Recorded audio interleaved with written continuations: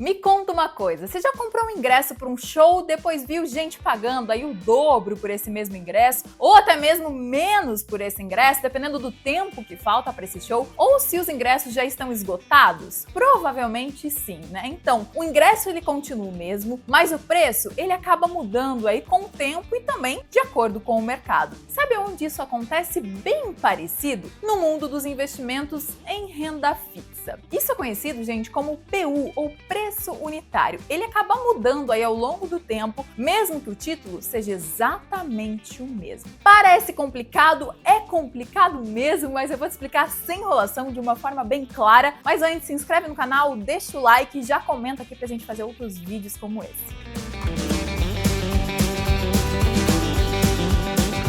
Esse preço unitário é o valor de mercado aí de um título de dívida em um determinado dia, como Tesouro Direto, CRIs, CRAS. Então, quando a gente fala em PU, ele equivale à pergunta: se eu vendesse meu título hoje, quanto ele valeria? Isso porque, gente, esse preço, ele muda. E ele muda por quê? Ele muda porque o mercado muda, por conta de expectativa de juros, inflação, risco, enfim, tudo isso acaba influenciando no PU. Vamos supor aí que você comprou um título hoje por R$950. Esse é o PU de compra. Amanhã, se o mercado estiver mais otimista, mais animado, o PU pode subir aí para R$970. Então, se você quiser vender antes do vencimento, esse é o novo PU que define quanto você vai de fato receber. E é aí que entra a marcação a mercado. A marcação a mercado, ela atualiza o valor do seu título com base aí no que os investidores estão dispostos a pagar no dia de hoje. Se a marcação for positiva, o PU sobe. Já se ela for negativa, o PU acaba caindo. E é claro que isso acaba impactando aí diretamente no seu rendimento caso você queira vender antes do vencimento. Tá, Flávia, e como que esse preço ele é calculado? O PU ele é calculado com base no valor que o título vai pagar no vencimento, nos juros que ele já acumulou e numa taxa de desconto que pode ser aí pré-fixada, pós-fixada ou até mesmo atrelada à inflação. Parece complicado, e é mesmo, mas a boa notícia é que você não precisa fazer essa conta, fazer esse cálculo. Tem plataformas como a do Tesouro Direto que já mostram o PU atualizado